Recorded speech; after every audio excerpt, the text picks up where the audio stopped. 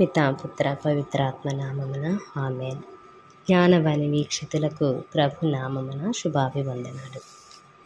ఈరోజు మన తల్లి తిరుసభ పునీత బాప్తిస్మ యోహాను గారి జన్మదినమును కొనియాడుచున్నది. స్నాపకుడు యోహాను గురించి యేసు ప్రభు చాలా చక్కగా ఈ మాటను పలికారు. మానవులందరిలో స్నాపకుడగు యోహాను కంటే అధికుడగు వాడు ఎవడునూ పుట్టలేదని మీతో నిశ్చయముగా చెప్పుచున్నాను. యేసు రాకను గురించి ప్రజలకు ఎరుకపరచుటకు వారిని సిద్ధపరచటము ఆయన ప్రేషిత కార్యము. తాను ఒక తగ్గింపు జీవితాన్ని జీవించి మనందరికీ ఆదర్శమూర్తి అయ్యారు. ఉపవాసాలకు, ప్రార్థనకు ఎక్కువ సమయాన్ని కేటాయించి ప్రభు రాకడను గుర్తించి దైవరాజ్యము సమీపించినదని, హృదయ పరివర్తన చెందండి, మారు మనసు పొంది సువార్తను విశ్వసించుడని చెప్పారు.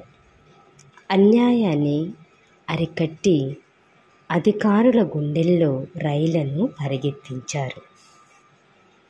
సత్యాన్ని సత్యముగా బోధించినందుకు హేరోదు రాజు చేతిలో వేదసాక్షిగా మరణించారు. పునీత యోహాను గారి ఆదర్శంగా తీసుకుని క్రైస్తవుకు నిజమైన అనుచరులుగా, సాక్షులుగా జీవించాలి.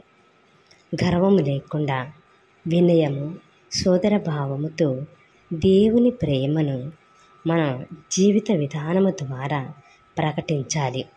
బాప్తిస్మ యోహాను లాగా వారి జీవితాన్ని జీవించాలి. మరియు యేసు బాటలో నిజాయితీ, న్యాయం, విధేయత గల అనుచరులుగా జీవించాలి. అప్పుడే మనం దేవుని మాటను తూచా తప్పక పాటించిన వారం అవుతాము. బాప్తిస్మ యోహాను గారి మాటలను మన హృదయములో పదిలపరుచుకొని హృదయ పరివర్తనము, మారు మనసు పొంది యేసు ప్రభు రెండవ రాకడకై దేవుని బిడ్డలను సిద్ధపరచుదాము. ఇది మనందరి బాధ్యతగా భావించి ప్రభు క్రీస్తుని చాటి చెప్పుదాము. అదే విధముగా మనము యేసుక్రీస్తు పవిత్ర తిరు హృదయము 24వ రోజులోనికి అడుగుడుచున్నాము. యేసు ప్రభు శిలువపై మరణించిన దానిని రక్షణ చిహ్నముగా మార్చారు. ఆ శిలువ ఆయన విజయం సింహాసనముగా మారినది. శిలువలో వేలాడు క్రీస్తు బలి అర్పించారు. బలి వస్తువు క్రీస్తు, ఆయనే ప్రధాన యాజకుడు.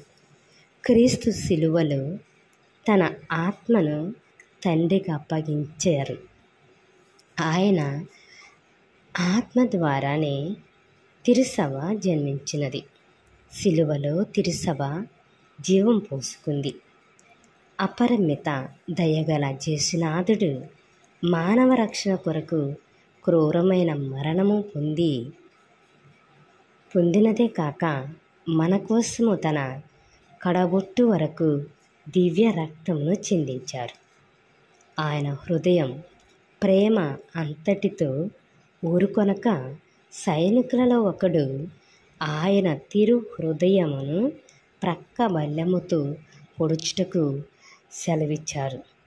అప్పుడు వెంటనే నీరు, రక్తం ప్రవహించింది. యేసు తిరు హృదయ ప్రేమ వెల్లువైనది.